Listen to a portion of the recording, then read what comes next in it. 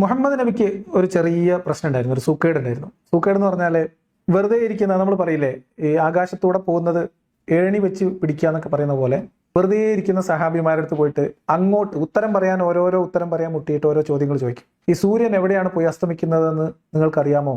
അപ്പൊ സഹാബിമാർ പറയും, ഇല്ല നബിയെ, നിങ്ങൾക്കും അള്ളാഹ്ക്കും മാത്രമേ, അള്ളാഹ്ക്കും അള്ളാഹിന്റെ നബിക്കും അല്ലേ അറിയാം. അത് കേൾക്കുന്നത് മുഹമ്മദ് നബിക്ക് ഭയങ്കര ഒരു രസമായിരുന്നു, ഭയങ്കര ഒരു ഇഷ്ടമായിരുന്നു, ഒരു സന്തോഷമായിരുന്നു. അതുകൊണ്ട് അത് ഇടക്കിടക്ക് കേൾക്കാൻ വേണ്ടി കൂടെയുള്ള ആൾക്കാരോട് അത് നിങ്ങൾക്ക് അറിയോ, ഇത് നിങ്ങൾക്ക് അറിയോ എന്ന് ചോദിക്കും. അപ്പൊ അവര് പറയും, ഇല്ല നബി, അത് അള്ളാഹ്ക്കും അള്ളാഹിന്റെ റസൂലിനാണ് കൂടുതലായിട്ട് അറിയാം എന്ന് പറയും. അപ്പോൾ നബി അതിന് ഉത്തരം പറഞ്ഞു കൊടുക്കും. പലപ്പോഴും മുഹമ്മദ് നബിക്കും വലിയ ധാരണയൊന്നും ഇല്ലാത്ത കാര്യങ്ങളായിരിക്കും ചോദിക്കാം. എന്നിട്ട് ഉത്തരം പറഞ്ഞ് അബദ്ധം പറ്റി ഇപ്പോൾ വിശ്വാസികൾ അത് വ്യാഖ്യാനിക്കാൻ വേണ്ടിയിട്ടൊക്കെ പെടാപ്പാട് പെടുന്ന പല ഖുർആൻ വചനങ്ങളും ഖുർആനിലുണ്ട്. അതിനേക്കാളും വലിയ അബദ്ധങ്ങൾ ഹദീസുകളിലൊക്കെ ഉണ്ട്. ഇനി നമ്മൾ ഇന്നത്തെ കാലത്തേക്ക് വന്നു കഴിഞ്ഞാൽ എം അക്ബറിന് വേറൊരു പ്രശ്നമുണ്ട്. എം അക്ബർ സാഹിബിന്റെ ഒരു പ്രത്യേകത എന്താ വെച്ചാൽ, എന്ത് ചോദ്യം ചോദിച്ചോളൂ എന്നാണ് പുള്ളിയുടെ നിലപാട്. നിങ്ങൾ വന്നോളൂ, നിങ്ങൾക്ക് എന്ത് സംശയം ഉണ്ടെങ്കിൽ ചോദിച്ചോളൂ, ഈ ഗ്രന്ഥം കയ്യിലുണ്ടാകുമ്പോൾ ഞങ്ങൾക്കൊരു പേടിയില്ല എന്നാണ് പൊതു നിലപാട്. എന്നാൽ ആരെങ്കിലും എന്തെങ്കിലും ഒരു ചോദ്യം ചോദിച്ചാൽ ആ ചോദ്യത്തിന് മാത്രം ഉത്തരം പറയില്ല എന്ന് പുള്ളിക്ക് ഭയങ്കര നിർബന്ധം. അതിന്റെ ചുറ്റും കിടന്ന ഒരു 4 റൗണ്ട് 5 റൗണ്ടൊക്കെ വേണമെങ്കിൽ ഓടും. 2 മിനിറ്റ് ചോദ്യത്തിന് ഒരു 10 മിനിറ്റൊക്കെ വേണമെങ്കിൽ മറുപടി പറയും. പക്ഷെ ചോദിച്ച ചോദ്യം ചോദിച്ച ആളും അവിടെ ഉണ്ടാവും, ആ ചോദ്യത്തിന് മാത്രം ഉത്തരം ഉണ്ടാവില്ല. അപ്പൊ ഈ 2 ആളുകളെ ഒന്ന് മനസ്സിൽ ധ്യാനിച്ചുകൊണ്ട് വേണം നമ്മൾ ഇന്നത്തെ വിഷയത്തിലേക്ക് പോകാൻ വേണ്ടിയിട്ട്. BJPയുടെ നേതാവ് B ഗോപാലകൃഷ്ണൻ ഇസ്രായേൽ ഫലസ്തീൻ സംഘർഷത്തിനിടയിൽ സ്വാഭാവികമായിട്ട് ഇവിടുത്തെ വലതുപക്ഷ രാഷ്ട്രീയത്തിന്റെ ആൾക്കാർ ഇസ്രായേൽ എന്ന് പറയുന്ന രാജ്യത്തിനൊപ്പമാണ് എന്ന് സ്ഥാപിക്കുകയും അതിനു വേണ്ടി വാദിക്കുകയും ഇസ്രായേലിനെ മഹത്വവൽക്കരിക്കുകയും സയനിസ്റ്റ് മൂവ്മെന്റുകളെയൊക്കെ എന്താ പറയുക, അതൊക്കെ വളരെ ദേശസ്നേഹത്തിൽ അധിഷ്ഠിതമായിട്ടുള്ളൊരു മനുഷ്യാവകാശ സംഘടനയാണെന്ന് വരെ വ്യാഖ്യാനിക്കുകയും ചെയ്യുന്ന ഒരു കൂട്ടം ആളുകളുണ്ട്. അപ്പൊ അവരുടെയൊക്കെ ഒരു പ്രതിനിധിയായിട്ടുള്ള B ഗോപാലകൃഷ്ണൻ ഇസ്രായേൽ ഫലസ്തീൻ വിഷയത്തിൽ ഒരു അഭിപ്രായം പറഞ്ഞു. അദ്ദേഹം ഒരു ചോദ്യം ചോദിച്ചു. ആ ചോദ്യം കേട്ടപാടെ വാലും തലയും എന്താണെന്നൊന്നും തിരിച്ചറിയാതെ അനിൽ മുഹമ്മദ് അതിന് ഉത്തരം പറയാൻ വേണ്ടി ചാടിയിറങ്ങി. അങ്ങനെ അനിൽ മുഹമ്മദ് പറഞ്ഞ ആ ഉത്തരത്തിലെ ഇസ്രായേൽ ഫലസ്തീൻ വിഷയമേ അല്ല നമ്മൾ സംസാരിക്കുന്നത്. നമ്മൾ സംസാരിക്കുന്നത് അനിൽ മുഹമ്മദ് B ഗോപാലകൃഷ്ണന് മറുപടി പറയാൻ വേണ്ടി പറഞ്ഞ ഇസ്ലാമിക ചരിത്രം, ആരാണ് ഇസ്ലാം ഉണ്ടാക്കിയത്, എന്താണ് ഇസ്ലാമിന്റെ ഒരു തുടക്കം, ആരാണ് ഇസ്ലാം സ്ഥാപിച്ചത് തുടങ്ങിയിട്ടുള്ള വിഷയങ്ങളിൽ പിന്നെ B ഗോപാലകൃഷ്ണന് ക്ലാസ് എടുത്തു കൊടുക്കുന്ന അനിൽ മുഹമ്മദിന്റെ വാദഗതികൾ വെറുതെ ഒന്ന് കേട്ടു പോകാം എന്ന് മാത്രമാണ് വിചാരിക്കുന്നത്. ക്രിസ്തുമതമുണ്ടായ അനവധി വർഷങ്ങൾക്ക് ശേഷമുണ്ടായ ഇസ്ലാം ക്രിസ്തുവിന് മുൻപുള്ള ജൂതർക്ക് ഇസ്രായേൽ സൗജന്യമായി കൊടുത്തുപോലും. ഇത് നമ്മുടെ അഡ്വക്കേറ്റ് B ഗോപാലകൃഷ്ണൻ എന്ന് പറയുന്ന സാമൂഹ്യ മാധ്യമങ്ങളിൽ ട്രോളായി പറയുന്ന ഒട്ടകം ഗോപാലകൃഷ്ണൻ ചേട്ടൻ ഇട്ട ഒരു പോസ്റ്റാണ്. യഥാർത്ഥത്തിൽ അദ്ദേഹത്തിന് ഇസ്ലാമോഫോബിയ അല്ലെങ്കിൽ അദ്ദേഹത്തിന്റെ രാഷ്ട്രീയ പ്രത്യയശാസ്ത്രത്തിന്റെ വൈരാഗ്യം ഉണ്ടെങ്കിൽ പോലും തികച്ചും അബദ്ധമായ ധാരണയുടെ അടിസ്ഥാനത്തിൽ എഴുതിയ ഒരു കുറിപ്പായതുകൊണ്ട് അതിനെക്കുറിച്ച് ചില കാര്യങ്ങൾ പറയണമെന്ന് വിചാരിച്ചു. ഒരു കാര്യം പ്രത്യേകം ശ്രദ്ധിക്കണം. ഇസ്ലാമുമായി ബന്ധപ്പെട്ട് ഏതെങ്കിലും തരത്തിൽ ഒരു വിജ്ഞാനപ്രദമായ കാര്യം എന്ന രീതിയിൽ ഒരു കാര്യം അവതരിപ്പിക്കാൻ വേണ്ടി അനിൽ മുഹമ്മദ് ശ്രമിക്കുമ്പോൾ അനിൽ മുഹമ്മദിന്റെ മുഖത്ത് ഒരു എന്താ പറയുക, ഒരു ചിരി ഉണ്ടാവാറില്ല. കാരണം ഇത് പറയാൻ പോകുന്ന ഒരു വിഷയം തെറ്റുമോ, കാരണം അറിയാത്തൊരു കാര്യമാണ് പറയാൻ പോകുന്നത്. അപ്പൊ തെറ്റുമോ എന്നുള്ള ഒരു പേടിയും ബേജാറും അദ്ദേഹത്തിന്റെ മുഖത്ത് നമുക്ക് എപ്പോഴും നിഴലിച്ച് കാണാൻ പറ്റും. അപ്പൊ B ഗോപാലകൃഷ്ണന് മറുപടി പറയണം. B ഗോപാലകൃഷ്ണൻ പറഞ്ഞ ഈ വാദം എന്താണ്? ഇസ്രായേൽ എന്ന് പറയുന്ന ഈ ഒരു രാജ്യം അല്ലെങ്കിൽ ആ ജനത അത് അവരുടെ ദേശമായിരുന്നു എന്ന് പറയുമ്പോൾ അവിടെ മുസ്ലിങ്ങൾ ആണ് യഹൂദന്മാർക്ക് സകല അഭയവും കൊടുത്തത് എന്നും മുസ്ലിങ്ങൾ എക്കാലത്തും ജൂതന്മാരെ സംരക്ഷിക്കുകയായിരുന്നു എന്നും ഇസ്ലാമാണ് ജൂതന്മാരുടെ ഏറ്റവും സൗഹാർദ്ദത്തിൽ പ്രവർത്തിച്ചിട്ടുള്ള സംഘം എന്നൊക്കെ പറഞ്ഞിട്ട് ഈ വിഷയത്തെ മതപരമായി ന്യായീകരിക്കുന്ന ആളുകളോടുള്ള മറുപടി എന്ന രീതിയിലോ അല്ലെങ്കിൽ അദ്ദേഹത്തിന്റെ ഇസ്രായേൽ അനുകൂല നിലപാടിനെ ന്യായീകരിക്കാൻ വേണ്ടിയോ പറഞ്ഞ ഒരു കാര്യം. അപ്പൊ അതിന് മറുപടി പറയാൻ വേണ്ടി ചരിത്രത്തിൽ രാഷ്ട്രീയപരമായി ചരിത്രവും രാഷ്ട്രീയവും വർത്തമാനവും കൂടിക്കലർന്ന് കിടക്കുന്ന ഒരു വിഷയത്തിൽ ഒരു അഭിപ്രായം പറയുമ്പോൾ ആ അഭിപ്രായത്തെ ഗണ്ണിക്കാൻ വേണ്ടി ഒരു വിശ്വാസത്തിന്റെ പ്രതലത്തിലേക്ക് മാത്രമായിട്ട് ഒതുങ്ങിയിട്ട് അവിടെ മറുപടി പറയാൻ ശ്രമിക്കുന്നതിന്റെ ഒരു ബുദ്ധിമുട്ടാണ് അനിൽ മുഹമ്മദ് ഇന്ന് അനുഭവിക്കാൻ പോകുന്നത്. അപ്പൊ എന്തായാലും അനിൽ മുഹമ്മദ് ഈ ഒരു വിവരണത്തെ, അബദ്ധത്തെ ആദ്യം നമുക്കൊന്ന് പരിചയപ്പെടുത്തി തരും. ഇത് ഒരു തെറ്റിദ്ധാരണാജനകമായി പലർക്കും വിശ്വസിക്കുന്ന അല്ലെങ്കിൽ തോന്നിപ്പോകുന്ന ഒരു കാര്യമാണ്. ഇസ്ലാം മത വിശ്വാസികളെ മുഹമ്മദീയർ എന്ന് പറയുമ്പോൾ ഇസ്ലാമിന്റെ ആവിർഭാവം മുഹമ്മദ് നബി എന്ന പ്രവാചകനോടൊപ്പമാണ് എന്നാണ് ധാരാളം ആളുകൾ വിശ്വസിക്കുന്നത്. അത് പൂർണ്ണമായും തെറ്റായ അബദ്ധമായ ഒരു ധാരണയാണ്. അപ്പൊ ഇസ്ലാം, പല ആളുകളും വിചാരിക്കുന്നത് ഇസ്ലാം എന്ന് പറഞ്ഞാൽ മുഹമ്മദ് നബി ഉണ്ടാക്കിയതാണ് എന്നാണ്. അത് ആരുടെയും തെറ്റായ ധാരണയല്ല, അതൊരു വസ്തുതയാണ്. അതാണ് അനിൽ മുഹമ്മദ് B ഗോപാലകൃഷ്ണന് കൊടുക്കുന്ന മറുപടിക്ക് മുൻപേ പറയാനുള്ള, അഡ്വാൻസ് ആയിട്ട് പറഞ്ഞു വെക്കാനുള്ള ഒരു കാര്യം, ഇസ്ലാം എന്ന് പറയുന്നത് മുഹമ്മദ് ഉണ്ടാക്കിയതും മുഹമ്മദിന് ശേഷം മാത്രം മുഹമ്മദിനാൽ സ്ഥാപിതമായതുമായിട്ടുള്ള ഒരു കാര്യമാണ്. ഇസ്ലാം എന്ന് പറയുന്ന മതത്തിനോ മുഹമ്മദ് പഠിപ്പിച്ച തരത്തിലുള്ള ഒരു ഇസ്ലാമിനോ ചരിത്രത്തിൽ മുഹമ്മദ് പറഞ്ഞതല്ലാത്ത ഒരു തെളിവും ഇല്ല എന്നുള്ള ഒരു സ്റ്റേറ്റ്മെന്റ് ആദ്യം ഞാൻ മുന്നോട്ട് വെക്കുകയാണ്. അത് ഇനിയിപ്പം ഗോപാലകൃഷ്ണന് മറുപടി പറയാൻ വേണ്ടി അനിൽ മുഹമ്മദ് പറയുന്ന അദ്ദേഹത്തിന്റെ വാദങ്ങൾ നമുക്കൊന്ന് പരിശോധിച്ച് പോകാം. വല്ല തെളിവും മുഹമ്മദിന് മുമ്പേ ഇസ്ലാം ഉണ്ടായിരുന്നു എന്നതിന് മുഹമ്മദ് പറഞ്ഞ കള്ളക്കഥയല്ലാത്ത വല്ല തെളിവും അനിൽ മുഹമ്മദ് മുന്നോട്ട് വെക്കുന്നുണ്ടോ എന്ന് നമുക്ക് പരിശോധിക്കാം. അതോ അനിൽ മുഹമ്മദ് ബി ഗോപാലകൃഷ്ണന് മറുപടി പറഞ്ഞ് അവസാനം മുഹമ്മദ് തന്നെയാണ് ഇസ്ലാം സ്ഥാപിച്ചത്, അല്ലെങ്കിൽ മുഹമ്മദിന് ശേഷം മാത്രമേ ഇസ്ലാം ഉള്ളൂ എന്ന ഒരു അവസ്ഥയിലേക്ക് തന്നെ അനിൽ മുഹമ്മദും ചെന്നെത്തുമോ എന്നതാണ് നമ്മൾ ഇനി കേൾക്കാൻ പോകുന്നത്. അപ്പൊ അതുകൊണ്ട് ഇസ്ലാം എന്താണ്, ഇസ്ലാം ആര് സ്ഥാപിച്ചു, എന്താണ് ഇസ്ലാം, എന്താണ് ഇസ്ലാമിന്റെ വിശ്വാസം എന്നൊക്കെ ഇനി വിശദമായിട്ട് അനിൽ മുഹമ്മദ് ക്ലാസ് എടുക്കാൻ പോകുമ്പോൾ ഇസ്ലാം എന്താണ് എന്ന് മനസ്സിലാക്കണമെങ്കിൽ നമ്മൾ ആദ്യം മമ്മൂട്ടി പറഞ്ഞ മാതിരി അള്ളാഹ് ആരാണെന്ന് മനസ്സിലാക്കണം, അള്ളാഹ് എന്താണെന്ന് മനസ്സിലാക്കണം. അള്ളാഹ് ആരാണെന്ന് മനസ്സിലായാലേ നമുക്ക് ഇസ്ലാം എന്താണെന്ന് മനസ്സിലാവുള്ളൂ. അതുകൊണ്ട് നമുക്ക് അവിടെ തന്നെ തുടങ്ങാം. ഇസ്ലാം പരിചയപ്പെടുത്തുന്ന സൃഷ്ടാവ് ആദിയും അന്തവും രൂപവും ഒന്നുമില്ലാത്ത ഒരു സൃഷ്ടാവാണ്. അത് ശരിയാണ്. ഇസ്ലാം പരിചയപ്പെടുത്തുന്ന സൃഷ്ടാവ് എന്ന് പറയുന്നത് ആദിയും അന്തവും മാത്രമല്ല, അന്തവും കുന്തവും ഇല്ലാത്ത ഒരു സൃഷ്ടാവാണ്. പലതും ഇല്ലാത്ത ഒരു സാമാന്യമായിട്ട് നമ്മളൊരു ദൈവം എന്ന് വിചാരിക്കുമ്പോൾ ആ ദൈവത്തിന് വേണ്ടുന്ന ഒരു ക്വാളിറ്റിയും ഇല്ലാത്ത, എന്നാൽ ഒരു ദൈവസങ്കല്പത്തിന് ഒട്ടും ചേരാത്ത ഒരുപാട് പൈശാചിക ഗുണങ്ങൾ ഉള്ള ഒരു സൃഷ്ടാവാണ് ഇസ്ലാം പരിചയപ്പെടുത്തിയ അള്ളാഹ്. അപ്പോൾ നമുക്ക് എന്തായാലും അങ്ങനെ മുന്നോട്ട് പോകാം. ഇസ്ലാം അള്ളാഹ് എന്താണെന്നുള്ള ഒരു ധാരണ കിട്ടിയല്ലോ. ഇനി അള്ളാഹു എങ്ങനെയാണ് ആദമിനെ സൃഷ്ടിച്ചത്, ആദമിനെ സൃഷ്ടിക്കാൻ വേണ്ടിയിട്ടുള്ള മുന്നൊരുക്കങ്ങൾ എന്താണ്? ഈ പ്രപഞ്ചം ആദ്യം സൃഷ്ടിക്കാനായി ഒരുക്കിയെന്നും അതിലേക്ക് ആദ്യ മനുഷ്യനായ ആദം നബി അലൈഹി സ്വലാമിനെ സൃഷ്ടിച്ചു എന്നുമാണ് ഇസ്ലാം മത വിശ്വാസം. നമ്മൾ സാധാരണ ഹോട്ടലുകളിൽ മുറിയെടുക്കാൻ ചെല്ലുമ്പോൾ ആ മുറി നമ്മൾക്ക് താമസിക്കാൻ സംവിധാനിച്ചിരിക്കുന്നത് പോലെ ഈ പ്രപഞ്ചത്തെ വായുവും വെള്ളവും മറ്റു ഭക്ഷ്യവസ്തുക്കളും ജീവിക്കാൻ ഉതകുന്ന എല്ലാ സാഹചര്യങ്ങളും സൃഷ്ടിച്ച ശേഷം മനുഷ്യനെ സൃഷ്ടിച്ചു എന്നാണ് ഇസ്ലാം മത വിശ്വാസം. അപ്പൊ അതാണ് വിശ്വാസം. എന്താണ്, നമ്മൾ ഹോട്ടൽ മുറിയൊക്കെ എടുക്കാൻ പോകുന്നത് പോലെ അപ്പൊ അതിന് വേണ്ട എല്ലാ ഒരുക്കങ്ങളൊക്കെ ഒരുക്കി, ഹീറ്ററിൽ വെള്ളമൊക്കെ ചൂടാക്കി അതിൽ ടാങ്കിൽ നിറച്ചു വെച്ചു, ബെഡൊക്കെ വിരിച്ചു വെച്ചു, കുടിക്കാനുള്ള വെള്ളവും ഗ്ലാസും ഒക്കെ ഒരുക്കി വെച്ചു എന്ന രീതിയിൽ ഒരു റൂം എങ്ങനെയാണോ ഒരു അതിഥിക്ക് വേണ്ടി ഒരു ഹോട്ടൽ റൂം എങ്ങനെയാണോ സജ്ജീകരിക്കുന്നത് എന്നതിന് സമാനമായി ആദമിന് ജീവിക്കാൻ വേണ്ടി അള്ളാഹു പ്രപഞ്ചം ഒക്കെ ഒരുക്കി വെച്ചു എന്നാണ് പറയുന്നത്. ഇവിടെ നിങ്ങൾ ശ്രദ്ധിക്കേണ്ടത്, ആദം നബിക്ക് ജീവിക്കാൻ വേണ്ടി ഇവർ സൃഷ്ടിച്ചു വെച്ചു, തയ്യാറാക്കി വെച്ചു എന്ന് പറയുന്ന പ്രപഞ്ചത്തിന്റെ പ്രത്യേകത അവിടെ വായുവും വെള്ളവും ഒക്കെ ഉണ്ട്. ഇസ്ലാമിന്റെ പ്രപഞ്ച സങ്കല്പത്തിന്റെ വ്യാപ്തി കൂടി നമുക്കിതിൽ കിട്ടും. അത് അനിൽ മുഹമ്മദ് ആ ഉദ്ദേശത്തിൽ പറഞ്ഞൊന്നായിരിക്കില്ല. പക്ഷേ ഇസ്ലാമിലെ പ്രപഞ്ച സങ്കല്പം എന്ന് പറയുന്നത് ആകാശവും ഭൂമിയും അതിനിടയിലുള്ളതുമാണ്. അതിനിടയിലുള്ളതെന്ന് പറഞ്ഞാൽ ഒന്നാം ആകാശത്താണ് നക്ഷത്രങ്ങളൊക്കെ ഉള്ളത്. അപ്പൊ സൂര്യനും ചന്ദ്രനും അതിനും താഴെയാണ്, കാരണം നക്ഷത്രങ്ങൾ പിന്നെയും കുറെ മുകളിലാണ്. അപ്പൊ ഒന്നാം ആകാശം എന്ന നക്ഷത്രങ്ങൾ വിധാനിച്ചിട്ടുള്ള ആകാശത്തിന് താഴെ സൂര്യനും ചന്ദ്രനും ഭൂമിക്ക് മുകളിലൂടെ സഞ്ചരിച്ച് രാവും പകലും കാലവും നിശ്ചയിക്കാനുള്ള സംഭവങ്ങൾ ഒരുക്കി വെച്ചു. ഭൂമി ഇളകാതിരിക്കാൻ വേണ്ടി, ഭൂമിയെ വിരിപ്പാക്കി, ഭൂമി ഇളകാതിരിക്കാൻ വേണ്ടി പർവ്വതങ്ങളെ ഉറപ്പിച്ച് നിർത്തി, വായു വിധാനിച്ചു, വെള്ളം ഒരുക്കി വെച്ചു, ഭൂമിയുണ്ട്. ഇത്രയായപ്പോൾ പ്രപഞ്ചത്തിന്റെ സൃഷ്ടിപ്പ് കഴിഞ്ഞു. നിങ്ങൾ ഏത് പ്രപഞ്ചോൽപ്പത്തിയുടെ കഥ എടുത്താലും, ഇപ്പം ഈ സെമിറ്റിക് മതങ്ങളുടെ ബൈബിളോ അതിന്റെ ഉൽപ്പത്തി പുസ്തകമൊക്കെ എടുത്താലും സെമിറ്റിക് മതങ്ങളുടെ പ്രപഞ്ച സങ്കല്പത്തിൽ ഇത്ര ഉള്ളൂ, ഭൂമി ആകാശം. ഇസ്ലാമിലേക്ക് വരുമ്പോൾ 7 ആകാശങ്ങളുണ്ട്, 7 തട്ടുകളാണ്. എന്ന് പറഞ്ഞാൽ ഭൂമിക്ക് ഒരു തട്ടുള്ള പോലെ അടിയിലേക്ക് 7 നിലകളുള്ള ഒരു ഭൂമിയുടെ അടുക്കും, അതിന് മുകളിലേക്ക് നമ്മൾ ഈ നക്ഷത്രങ്ങളൊക്കെ കാണുന്ന ആകാശം അത് ഒന്നാമത്തെ ആകാശമാണ്.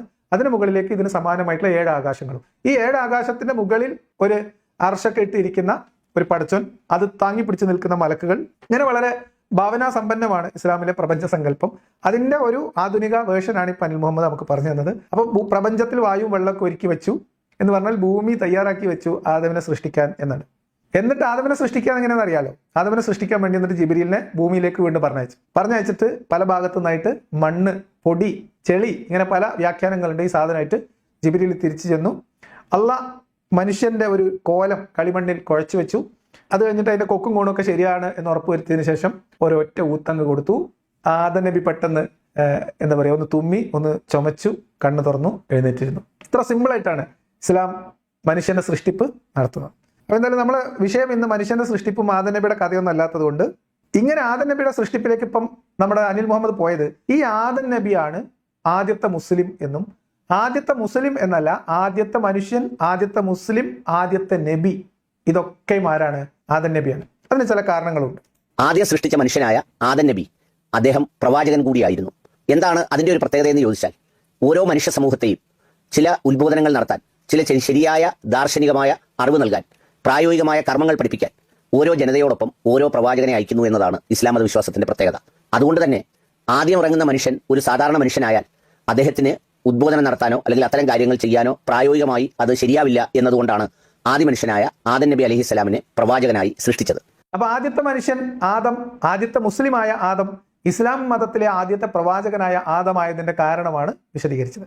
ആദം നബിക്ക് ആദ്യത്തെ മനുഷ്യനായിട്ട് മുസ്ലിമായി ജീവിക്കുമ്പോൾ അള്ള സൃഷ്ടിച്ച് അള്ള നേരിട്ട് അറിവ് ഒക്കെ തലക്കയറ്റി കൊടുത്ത് മലക്കുകളുടെ മുമ്പിൽ ആദമിൽ അള്ള സന്നിവേശിപ്പിച്ച അറിവിന്റെ ആഴം പ്രകടിപ്പിച്ച് മലക്കുകളെ വിസ്മയിപ്പിച്ച അള്ളാഹിന്റെ തന്നെ കഴിവുകോട് കൊണ്ട് നോട്ടക്കുറവ് കൊണ്ട് ഭൂമിയിലേക്ക് പറഞ്ഞയക്കപ്പെട്ട ആദം നബി, ഈ ആദം നബി ആദ്യത്തെ പ്രവാചകനാക്കാനുള്ള കാരണം ഭൂമിയിലേക്ക് വരുമ്പോൾ എങ്ങനെ ജീവിക്കണം എന്നറിയാൻ വേണ്ടി ധാർമ്മിക പദ്ധതികളും ബുക്കും കിതാബും ഒന്നും ഇല്ലാതെ ആദം നബി എങ്ങനെ നല്ല മനുഷ്യനായി ജീവിക്കും? ആദം നബിന്റെ അള്ളാഹിന്റെ ഒരു ഇടങ്ങേറ് വെക്കണം. അതുകൊണ്ട് അള്ള ഒരു പണി ചെയ്തു, ആദമിനെ തന്നെ ആദ്യത്തെ പ്രവാചകനാക്കി. എന്തിനു വേണ്ടി? ആദം നബിനെ തന്നെ പ്രബോധിപ്പിക്കുക, തൗഹീദിൽ ഉറപ്പിച്ചു നിർത്തുക, ധാർമ്മികമായിട്ടുള്ള ജീവിതം, അള്ളാഹുവിന്റെ നാമം, ഇതിനൊക്കെ വേണ്ടി ആദം നബിനെ തന്നെ പ്രവാചകനാക്കി. ആദം നബിനെ പ്രവാചകനാക്കി. ആദം നബിന്റെ മക്കളിലും പ്രവാചകന്മാരുണ്ട് എന്നാണ് കഥ. അപ്പം ബാപ്പി മക്കളൊക്കെ പ്രവാചകന്മാരുണ്ട്. ആകെ ഒരു കുടുംബമുള്ളൂ. ഇവിടെ നമ്മൾ നേരത്തെ അള്ളാഹിനെ പരിചയപ്പെടുന്ന സമയത്ത് പറയാൻ വിട്ടുപോയ ഒരു ചെറിയ കാര്യം കൂടി പറയണം. മീൻസ് അള്ളാഹു ആദ്യവും അന്തവും കുന്തവും ഒന്നും ഇല്ലാത്ത ആളാണ് എന്ന് മാത്രം അല്ല, അള്ളാഹു ആദ്യഘട്ടങ്ങളിലൊക്കെ തൊട്ടത് മുഴുവൻ പിഴച്ച ഒരു സൃഷ്ടാവ് കൂടിയാണ്. കാരണം ആദമിന്റെ സൃഷ്ടിപ്പ് തന്നെ അനാവശ്യമായിരുന്നു എന്ന് പിന്നീട് അള്ളാഹ്ക്കന്നെ മനസ്സിലായിട്ടുണ്ട്. കാരണം അള്ളാഹിന്റെ ഉദ്ദേശങ്ങളൊക്കെ പിഴച്ചുപോയി, അല്ലെങ്കിൽ അള്ളാഹുവിന് എന്തോ പിഴച്ച ഉദ്ദേശം ഉണ്ടായിരുന്നു. ഈ രണ്ടിലൊന്ന് വ്യക്തമാണ്. കാരണം ആദം നബിനെ സൃഷ്ടിക്കുന്നു, മലക്കുകൾ എതിർപ്പ് പറയുന്നു, അതിനെ അവഗണിച്ചുകൊണ്ട് അള്ളാഹു ആദം നബിനെ സൃഷ്ടിക്കുകയും സ്വർഗത്തിൽ താമസിപ്പിക്കുകയും എല്ലാ കായ്കനികളും ഈ സ്വർഗത്തിൽ അരുത് വെക്കുകയും ചെയ്തു. അരുത് ഉണ്ടാവില്ല എന്നാണ് സ്വർഗത്തെക്കുറിച്ചുള്ള ഇപ്പോഴത്തെ സങ്കല്പം. അതേസമയത്ത് ആദം നബിനെ താമസിപ്പിച്ച പ്രദേശത്ത് ഒരു അരുത് നിശ്ചയിച്ചു. എന്താ? നിങ്ങൾക്ക് ബാക്കിയെല്ലാം ഉപയോഗിക്കാം, കഴിക്കാം, എല്ലാം ചെയ്യാം, പക്ഷെ ഒരു മരത്തിന്റെ ഖനി മാത്രം ഭക്ഷിക്കരുത്. അപ്പോൾ ആദം നബിനെ സൃഷ്ടിച്ചപ്പം സുജൂദ് ചെയ്യാതെ അനുസരണക്കേട് കാണിച്ച പിശാചിനെ പുറത്താക്കിയതിന് ശേഷമാണ് ആദം നബിനെ സ്വർഗത്തിലേക്ക് ആക്കുന്നത്. ആ സ്വർഗത്തിലേക്ക് അതേ പിശാച് കടന്നു ചെന്നു എന്നും ആദമിന്റെ പത്നിയായ ഇണയായ ഹവ്വയെ വശീകരിച്ച് പ്രലോഭിപ്പിച്ച് പഴം കഴിക്കാൻ നിർബന്ധിച്ചു. അവർ പഴം കഴിച്ചു എന്നും ആദമിനെ കൊണ്ട് പഴം കഴിപ്പിക്കാൻ നിർബന്ധിച്ചു എന്നും ജിബ്രീൽ വന്ന് കൊങ്ങക്ക് പിടിച്ചു എന്നുമാണ് കഥ. അപ്പൊ അള്ളാന്റെ ഒരു പരാജയം എന്ന് ആലോചിക്കണം. ഇതൊക്കെ കഴിഞ്ഞ് ഭൂമിയിലേക്ക് നിർബന്ധമായിട്ട് പറഞ്ഞയക്കേണ്ട ഘട്ടം വന്നു. പ്രബോധിപ്പിക്കാൻ വേറെ ആരും ഇല്ലാത്തതുകൊണ്ട് അള്ളാഹ് ആദമിനെ തന്നെ പിടിച്ച് പ്രവാചകനുമാക്കി. ആദം നബിക്ക് പ്രബോധിപ്പിക്കാനുള്ളത് ആകെ ആദം നബിയും ഹവ്വ ബീവിയും അതേപോലെ തന്നെ അവരുടെ ഉണ്ടായി വരുന്ന മക്കളുമാണ്. അങ്ങനെ ഉണ്ടായ ആദ്യത്തെ 2 ആൺമക്കളിൽ ഒരാളെ കൊന്നു. ആലോചിച്ച് നോക്കണം, പ്രബോധനത്തിന്റെ ഒരു ഊക്ക്, അള്ളാഹിന്റെ ഒരു ശേഷി, അള്ളാഹിന്റെ ഉദ്ദേശത്തിന്റെ ഒക്കെ ഒരു കട്ടിങ്കരം. അപ്പൊ എന്തായാലും ഇങ്ങനെ ഒരു കാരണം കൊണ്ട് ആദം നബിനെ അള്ളാഹുവിന്റെ പ്രവാചകനായി നിശ്ചയിച്ചു. ഇനി ബാക്കി എല്ലാ പ്രവാചകന്മാരോടുമൊപ്പം ഓരോ കാലഘട്ടത്തിൽ ഓരോ ഗ്രന്ഥങ്ങളും അയക്കാറുണ്ട്. ആ ഗ്രന്ഥങ്ങൾ അന്നത്തെ കാലഘട്ടത്തിലെ മനുഷ്യന്റെ ജീവിതവുമായി ബന്ധപ്പെട്ട വിഷയങ്ങൾ പരാമർശിക്കുകയും ആ മനുഷ്യർ എങ്ങനെയാണ് സൃഷ്ടാവുമായി അടുക്കേണ്ടതെന്നും എങ്ങനെയാണ് ധാർമ്മികമായ ഒരു ജീവിതം നയിക്കേണ്ടതെന്നും ഈ വെളിപാടുകളിലൂടെ ഇങ്ങനെ പ്രവാചകത്വം നൽകുന്നവരിലൂടെ അള്ളാഹു അവതരിപ്പിക്കുന്നു എന്നതാണ് ഇസ്ലാം മതവിശ്വാസം. അപ്പൊ ആദം നബി മുതൽ ഇങ്ങോട്ട് 1 ലക്ഷത്തിലധികം 1.5 ലക്ഷത്തോളം വരുന്ന പ്രവാചകന്മാർ ഈ ഭൂമിയിൽ ഓരോ കാലഘട്ടത്തിലും ഓരോ ജനതയോടൊപ്പം വന്നിട്ടുണ്ട് എന്നുള്ളതാണ് ഇസ്ലാം മതവിശ്വാസം. അതായത് വെറുതെ ഒരു ഹാർഡ്വെയർ ആണ് മനുഷ്യൻ, മനസ്സിലായോ? ഈ ഹാർഡ്വെയർ അങ്ങ് സൃഷ്ടിച്ചു വിട്ടു. അള്ളാഹ്ക്ക് അറിയാം മനുഷ്യനെ ഞാൻ സൃഷ്ടിക്കുന്നത് എനിക്ക് ആരാധന ചെയ്യാൻ വേണ്ടിയിട്ടാണ്. അവർ ധാർമ്മികമായിട്ട് ജീവിക്കണം, പരസ്പരം കലഹം ഉണ്ടാവരുത്, സമാധാനത്തിൽ ജീവിക്കണം, മനുഷ്യൻ ഭൂമിയിൽ പോയിട്ട് ആരാധന നിർവഹിക്കണം, ഇതാണ് അള്ളാന്റെ ആവശ്യം. പക്ഷേ ഈ സോഫ്റ്റ്വെയർ ഇൻസ്റ്റാൾ ചെയ്തിട്ടില്ല, വെറുതെ ഹാർഡ്വെയർ മാത്രമേ ഉള്ളൂ. എന്നിട്ട് സോഫ്റ്റ്വെയർ ഇൻസ്റ്റാൾ ചെയ്യാൻ വേണ്ടി ആളുമേ തോട്ടിമ കെട്ടി ഓരോ കിതാബും ഏടും ഒക്കെ ആയിട്ട് ഓരോരുത്തർ ഓരോ കുന്നും ചെരുവിലേക്ക് പറഞ്ഞയക്കും. എന്നിട്ട് അവരവിടെ ചെന്നിട്ട് ഈ ഹാർഡ്വെയർ മാത്രം നടക്കുന്ന ചങ്ങായിമാരെ പിടിച്ചിട്ട് ഓരോരോ സോഫ്റ്റ്വെയർ ഇൻസ്റ്റാൾ ചെയ്ത് കൊടുക്കും. ഇസ്ലാം, ഏകദൈവം, അള്ളാഹ് എന്ന സോഫ്റ്റ്വെയർ ഇങ്ങനെ ഇൻസ്റ്റാൾ ചെയ്ത് കൊടുക്കുക. അപ്പോൾ ചില ഹാർഡ്വെയർസ് അല്ലെങ്കിൽ ജസ്റ്റ് ആ ഓപ്പറേറ്റിംഗ് സിസ്റ്റം മാത്രമാണുള്ളതെങ്കിൽ അവർ സമ്മതിക്കൂല, അവരത് അനുസരിക്കൂല. സോഫ്റ്റ്വെയറിൽ മാൽവെയർ വർക്ക് ചെയ്യും, മാൽ ഫംഗ്ഷനിങ് ഉണ്ടാവും, പല പ്രശ്നങ്ങളുണ്ട്, വൈറസ് അറ്റാക്ക്, കുറെ പ്രശ്നങ്ങൾ. പ്രവാചകന്മാർ കുറേയൊക്കെ അവരെ പണി നോക്കും, അവർ ചെയ്യേണ്ടത് ചെയ്യും, കുറെ സഹിക്കും, കുറെ ദുരിതം സഹിക്കും, കുറെ ആൾക്കാർ ആക്രമിക്കും, ചീത്ത വിളിക്കും, അവർ മരിച്ചു പോകും. അടുത്ത ജനത അടുത്ത ആളെ സോഫ്റ്റ്വെയർ ആയിട്ട് അള്ള പറഞ്ഞേക്കും. പിന്നെ അള്ളാഹ്ക്കും ഈ സോഫ്റ്റ്വെയർ അപ്പം അപ്ഡേഷൻ നടക്കണം. ഇപ്പൊ നമ്മൾ ഈ വിൻഡോസ് 11, 12 എന്നൊക്കെ ഉള്ള പോലെ ആദം നബിയുടെ ആ കാലത്തെ മനുഷ്യന്മാർക്ക് ഇൻസ്റ്റാൾ ചെയ്ത സോഫ്റ്റ്വെയർ അല്ല, കുറച്ചിങ്ങോട്ട് കഴിഞ്ഞ് മോസസിലേക്കൊക്കെ എത്തുമ്പോൾ അത് സോഫ്റ്റ്വെയർ അപ്ഗ്രേഡ് ചെയ്യുന്നുണ്ട്. അതേപോലെ തന്നെ അത് കഴിഞ്ഞ് പിന്നെയും കുറച്ച് കാര്യങ്ങളൊക്കെ അപ്ഡേറ്റ് ചെയ്തിട്ടാണ് ഈസാ നബിയുടെ ഒക്കെ വരുന്നത്. അതിന്റെ ഫൈനൽ അപ്ഡേഷൻ ആണ് മുഹമ്മദ് നബിയിലൂടെ സാധിച്ചിട്ടുള്ളത്. മുഹമ്മദ് നബി ഇൻസ്റ്റാൾ ചെയ്ത സോഫ്റ്റ്വെയർ ആണ് ഏറ്റവും അപ്ഡേറ്റഡ് ആയിട്ടുള്ളത്. ഇനി അങ്ങോട്ടുള്ള സോഫ്റ്റ്വെയർ ഇല്ല. രസം എന്താണെന്ന് വെച്ചാൽ ഈ മുഹമ്മദ് നബി വന്നതിന് ശേഷമാണ് ഇവര് ഇപ്പൊ പറയുന്ന ധാർമ്മികത, അമ്മ പെങ്ങൾ, അങ്ങനത്തെ പ്രശ്നങ്ങളൊക്കെ പറയാറുണ്ടല്ലോ, അതൊക്കെ നിഷിദ്ധമാക്കുന്ന കേട്ടോ. അതിന് മുമ്പ് അങ്ങനത്തെ ഒന്നും പ്രശ്നമില്ല, അതൊക്കെ അനുവദനീയമായിരുന്നു. ആദം നബിയുടെ കാലത്തൊക്കെ ആ സോഫ്റ്റ്വെയർ അപ്ഡേഷൻ വന്നിട്ടില്ല, ഏറ്റവും ബേസിക് സോഫ്റ്റ്വെയർ മാത്രമേ ഉണ്ടായിരുന്നുള്ളൂ. അപ്പൊ ഇങ്ങനെ ആദം നബി ആണ് ആദ്യത്തെ പ്രവാചകൻ എന്നാണ്. അപ്പൊ 1 ലക്ഷത്തി ചില്ലാനം ആളുകളെ പലപ്പോഴായിട്ട് പറഞ്ഞയച്ചിട്ടുണ്ട്. ഇവിടെ അനിൽ മുഹമ്മദിന് ഈ കാര്യത്തിലൊന്നും വലിയ ഗ്രാഹ്യമില്ല എന്ന് മനസ്സിലാവാൻ വേണ്ടി ഇദ്ദേഹത്തിന്റെ അടുത്ത വാദം നിങ്ങളൊന്ന് കേട്ടോളൂ. അതിലെ അവസാനത്തെ പ്രവാചകൻ, അതായത് പ്രവാചകത്വം അവസാനിപ്പിച്ചുകൊണ്ട് മുദ്രവെക്കപ്പെട്ടതാണ് മുഹമ്മദ് നബി സല്ലല്ലാഹു അലൈഹി വസല്ലമയുടെ പ്രവാചകത്വം. അതും ഈ പറഞ്ഞതുപോലെ ഓരോ കാലഘട്ടത്തിലും ഓരോ മനുഷ്യ സമൂഹത്തിന് അയക്കുന്നത് പോലെ അയക്കപ്പെട്ടതാണ് ആ പ്രവാചകനും. അതുകൊണ്ട് തന്നെ ആദ്യ മനുഷ്യൻ സൃഷ്ടാവുമായി ബന്ധമുള്ള ഇസ്ലാം മത വിശ്വാസിയാണെന്ന് തന്നെയാണ് ഇസ്ലാം മത വിശ്വസിക്കുന്നവരെല്ലാം വിശ്വസിക്കുന്നത്. പിൽക്കാലത്തുണ്ടായ ജൂത സമൂഹവും ക്രൈസ്തവ സമൂഹവും ഒന്നും ഈ ആദി മനുഷ്യനെയോ അതിന്റെ പ്രവാചകത്വത്തെയോ ഒന്നും നിഷേധിക്കുന്നുമില്ല. എന്നാൽ അപ്പൊ ആദ്യ മനുഷ്യനെയും പ്രവാചകത്വത്തെയും ബാക്കിയുള്ള ആളുകൾ നിഷേധിക്കുന്നില്ല എന്ന് പറയുന്നിടത്തൊക്കെ അബദ്ധങ്ങളുണ്ട്. അതൊക്കെ ഇനി അതിൻ്റെതായിട്ടുള്ള ആളുകൾ പറഞ്ഞോട്ടെ, നമ്മൾ ആ ഭാഗം പറയുന്നില്ല. ആദം നബിയുടെ കഥയും അവിടെ നിന്ന് അങ്ങോട്ടുള്ള പ്രവാചകന്മാർ എന്ന് പറഞ്ഞിട്ട് പേരെടുത്ത് പറഞ്ഞിട്ടുള്ള ചില ആളുകളുടെ കഥയും ഈ കഥ മുഴുവൻ തോറയിൽ നിന്ന് ചൂണ്ടിയതാണ്, പഴയ നിയമത്തിൽ നിന്ന് ചൂണ്ടിയെടുത്തതാണ്.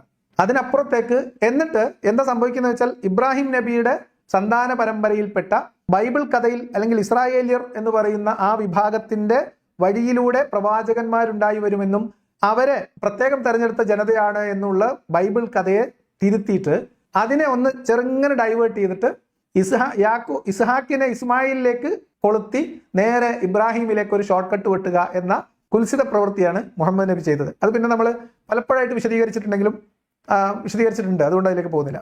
അതിനുശേഷം ഇങ്ങോട്ട് വന്ന് ഇബ്രാഹിം നബി അലൈഹി സ്വലാം എന്ന് പറയുന്ന പ്രവാചകൻ, ഈ 1,20,000 പരം അല്ലെങ്കിൽ 40,000 പരം പ്രവാചകന്മാരെന്ന് പറയുന്നവരിൽ അന്നത്തെ കാലത്തെ മനുഷ്യർക്ക് അറിയാവുന്നവരുടെ പേരുകൾ 100 150 ഒക്കെ ആയിരിക്കുമെന്നാണ് എൻ്റെ ഒരു വിശ്വാസം. അല്ലെങ്കിൽ വളരെ കുറച്ച് പേർ മാത്രമാണ്. അതിനു മുമ്പുള്ളവരെ കുറിച്ച് പൊതുവിൽ എണ്ണം കൊണ്ട് പറഞ്ഞിട്ടുണ്ട് എന്നുള്ളതല്ലാതെ ആരുടെയും പേരോ അവരുടെ ഗ്രന്ഥങ്ങളോ അത്തരം കാര്യങ്ങളോ ഒന്നും ഈ അവസാനമിറങ്ങിയ പ്രവാചകന് നൽകിയ വിശുദ്ധ ഖുർആൻ എന്ന് പറയുന്ന ഗ്രന്ഥത്തിൽ പരാമർശിച്ചിട്ടില്ല. എന്തൊക്കെയാണ് ഇങ്ങനെ പറയണത്?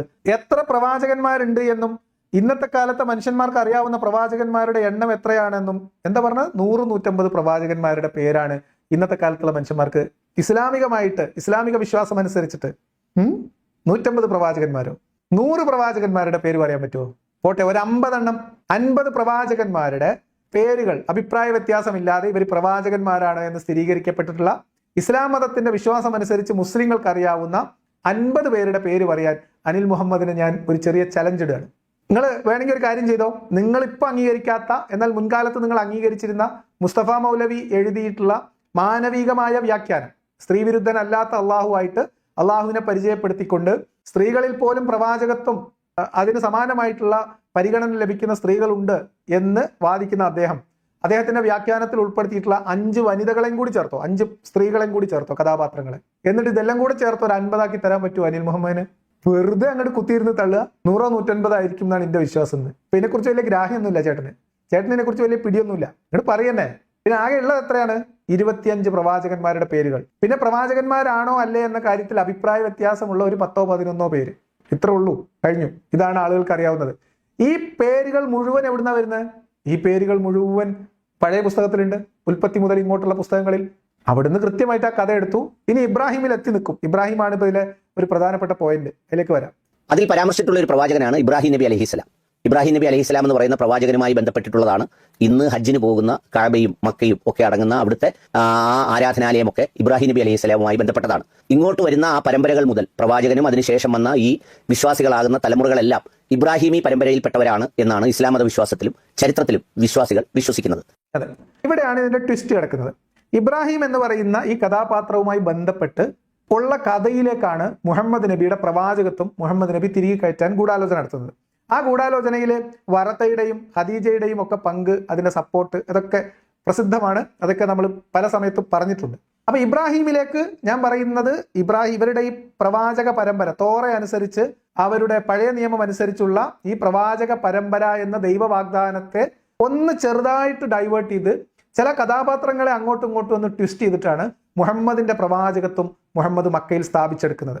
ഈ പറയപ്പെടുന്നത് പോലെ ഈ കഅബ എന്ന് പറയുന്ന ആരാധനാലയം ഇബ്രാഹിം നബി വന്ന് പണി കഴിപ്പിച്ചതാണ് എന്നുള്ളതൊക്കെ കഥ മുഹമ്മദ് ഉണ്ടാക്കിയതല്ലാത്ത ഒരു ചരിത്രവും, ഇപ്പം ഇബ്രാഹിം ഉണ്ടാക്കിയതാണ് കഅബ എന്ന ഒരു ആരാധനാലയം അവിടെ ഉണ്ടായിരുന്നു എങ്കിൽ ഇബ്രാഹിമിന്റെ പിന്മുറക്കാരായിട്ട് വന്ന പ്രവാചകന്മാരിലൂടെ രൂപീകൃതമായിട്ടുള്ള വേദങ്ങളും അതിന്റെ അടിസ്ഥാനത്തിലുള്ള മതങ്ങളും, യഹൂദ മതവും ക്രിസ്തു മതവും ഒക്കെ ഉണ്ടല്ലോ, അവർക്ക് അതിനെക്കുറിച്ച് ധാരണയുണ്ടാവും, അവരതിനെക്കുറിച്ച് പറയുമല്ലോ.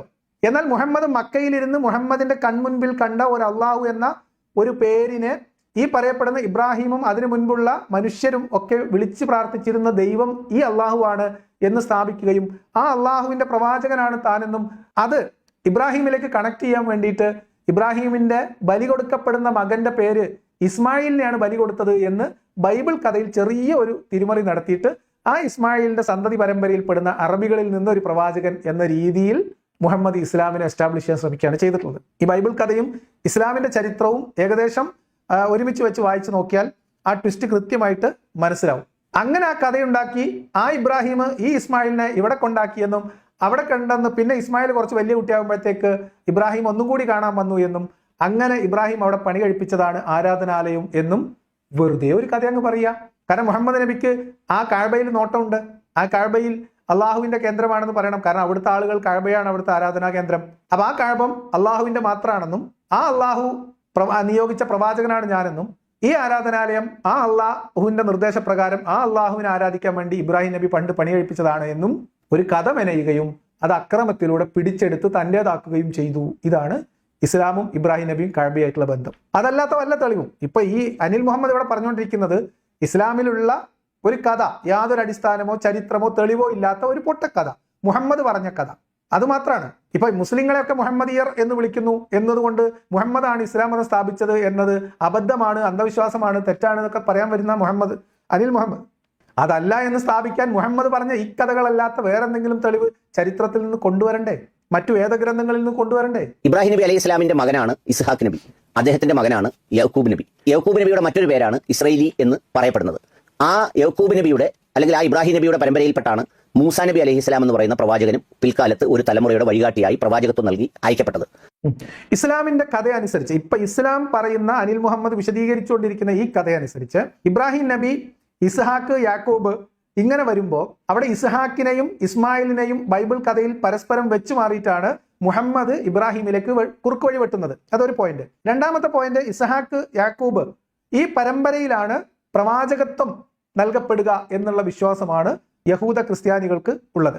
അങ്ങനെ മോസസിലൂടെ സ്ഥാപിതമായ അല്ലെങ്കിൽ മോസസിന്റെ ജനത, മോസസിന് പ്രവാചകത്വം ലഭിച്ചു എന്നും ആ മോസസിന്റെ പ്രവാചകത്വത്തിന്റെ ഭാഗമായി അവർക്ക് ലഭിക്കപ്പെട്ട ദിവ്യ വെളിപാട് അതിനെ തോറ എന്ന മതഗ്രന്ഥമായിട്ട് അവർ കാണുന്നു എന്നും, അല്ലെങ്കിൽ ക്രിസ്ത്യാനികൾ അതിന്റെ മറ്റൊരു തരത്തിലുള്ള പുസ്തകം അവരുടെ ബൈബിളിനോട് അറ്റാച്ച് ചെയ്തിട്ട് അത് പഴയ നിയമം എന്ന പേരിൽ ബൈബിളിന്റെ കൂടെ അറ്റാച്ച് ചെയ്ത് വെച്ച ഈ പുസ്തകം. ഇതിൽ ചില അഭിപ്രായ വ്യത്യാസങ്ങൾ ക്രിസ്ത്യാനികൾക്കും മുസ്ലിങ്ങൾക്കും ഒക്കെ പരസ്പരം ഉണ്ട്, അതിലേക്ക് നമ്മൾ പോകുന്നില്ല. അപ്പൊ ഈ ഒരു മോസയുടെ സമൂഹമാണ് യഹൂദികൾ എന്ന് മനസ്സിലാക്കാം. ഇവിടെ എവിടെയും ഇസ്ലാമില്ല. ഇപ്പൊ അനിൽ മുഹമ്മദ് ഇത്ര നേരം പറഞ്ഞിടത്ത് എവിടെയും ഇസ്ലാമില്ല, തോറയിൽ അള്ള ഇല്ല, ഇസ്ലാം എന്ന് പറയുന്ന പദമില്ല, അതിനു മുൻപ് ഇബ്രാഹിം പറഞ്ഞിടത്ത് ഇസ്ലാമില്ല, അള്ളാഹു എന്ന് പറയുന്ന ദൈവമില്ല, ഇതിനൊന്നും ഒരു തെളിവുമില്ല. ഈ കഥകളൊക്കെ മുഹമ്മദ് ഇവിടുന്ന് അങ്ങോട്ട് ഇബ്രാഹിമിലേക്ക് കുറുക്കു വഴി വെട്ടിയതിന് ശേഷം അതിനെ സ്ഥാപിക്കാൻ വേണ്ടി മുഹമ്മദ് പറഞ്ഞ കെട്ടുകഥയ്ക്ക് അപ്പുറത്തേക്ക് മുഹമ്മദിന് മുൻപ് ഇസ്ലാമിന് തെളിവില്ല. അപ്പൊ അങ്ങനെ മോശയുടെ കഥ ഇവിടെ പറയും.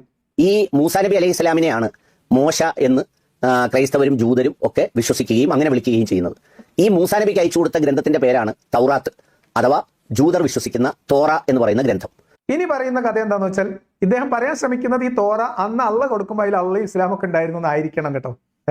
കാരണം എന്താ വെച്ചാൽ ഇനി ഇവിടുന്ന് അങ്ങോട്ട് ഇദ്ദേഹം പറയുന്നത് ഇങ്ങനെ മൂസാ നബിയുടെ ജനതയ്ക്ക് അല്ലെങ്കിൽ മോസസിന്റെ ജനതയ്ക്ക് ദൈവം കൊടുത്ത വേദപുസ്തകത്തിൽ ചില വിശ്വാസികൾ വേദപുസ്തകത്തിൽ മാറ്റം വരുത്തി മോസസിനെ തന്നെ അവർ കൊണ്ടുവന്ന വിശ്വാസം ഒക്കെ പാടെ മാറ്റിമറിച്ച് മറ്റൊരു തരത്തിലുള്ള വിശ്വാസമായിട്ട് അവരെടുത്തു എന്നൊക്കെയാണ്, അവരുണ്ടാക്കിയെടുത്തു. അങ്ങനെ ഉണ്ടായി വന്നതാണ് യഹൂദ മതം എന്നാണ് പറയുന്നത്. ആ ഗ്രന്ഥമാണ് തൗറാത്ത് എന്ന് പറയുന്ന ഗ്രന്ഥമാണ് ഒരു കൂട്ടം വിശ്വാസികൾ അതിൽ ചില മാറ്റങ്ങൾ വരുത്തി ആ പറയുന്ന തൗറാത്ത് അവതരിപ്പിക്കപ്പെട്ട മൂസാ നബി അഥവാ മോശ എന്ന് വിളിക്കുന്ന ക്രൈസ്തവരും ജൂതരും വിളിക്കുന്ന ആ ഗ്രന്ഥത്തെ ആ രീതിയിൽ അതിനെ മാറ്റിയെടുത്ത് അത് അവസാനത്തെ ദൈവമാക്കി മാറ്റി അങ്ങനെ കർമ്മങ്ങളുമൊക്കെ രൂപപ്പെടുത്തിയാണ് ജൂത സമൂഹം ഉണ്ടാകുന്നത്. അപ്പൊ അങ്ങനെ ദൈവത്തിന്റെ നിയമം മാറ്റിമറിച്ചിട്ട് വിശ്വാസികളിൽപ്പെട്ട ഒരു വിഭാഗം വഴിപഴച്ചു പോയപ്പം ഉണ്ടായി വന്ന ഒരു മതമാണ് എന്ത്? ജൂതമതം. എന്താ തെളിവ്? തൊള്ളപടായി. വേറെ എന്തെങ്കിലും തെളിവുണ്ടോ? ഉണ്ടോ? ഒരു തെളിവില്ല. ഇങ്ങനെ മനുഷ്യനെ നിരാശരാക്കാമോ അനിൽ മുഹമ്മദ്? നിങ്ങൾ തെളിവ് തരണ്ടേ? അപ്പൊ അതുകൊണ്ട് ഇസ്ലാം മതത്തിന് മുമ്പാണ് ജൂതരുണ്ടായതെന്നും പിന്നീട് ക്രൈസ്തവരുണ്ടായെന്നും ഏറ്റവും ഒടുവിൽ ഇസ്ലാം മതം ഉണ്ടായെന്നും നമ്മുടെ ഒട്ടകം ഗോപാലകൃഷ്ണൻ വിശ്വസിക്കുന്നത് വിശ്വാസപരമായും ചരിത്രപരമായുമുള്ള ഒരു മഹാ അബദ്ധവും അപരാധവുമാണ്. പറഞ്ഞു കേട്ടാൽ തോന്നും അത് അങ്ങനെയല്ല എന്ന് ഇപ്പൊ അനിൽ മുഹമ്മദ് സ്ഥാപിച്ചു. അനിൽ മുഹമ്മദ് ഇത്രയും നേരം പറഞ്ഞ കഥയില് അള്ളയും ഇസ്ലാമും എവിടെയും വന്നിട്ടില്ല. ഈ പറയപ്പെടുന്ന കഥയൊക്കെ തോറാത്തിലുള്ള കഥയിൽ അള്ളാന്നും അതേപോലെ ഇസ്ലാമെന്നും തിരികെ കയറ്റേണ്ട ഒരു നിലവിലില്ല, ഉള്ളതിന് തെളിവില്ല.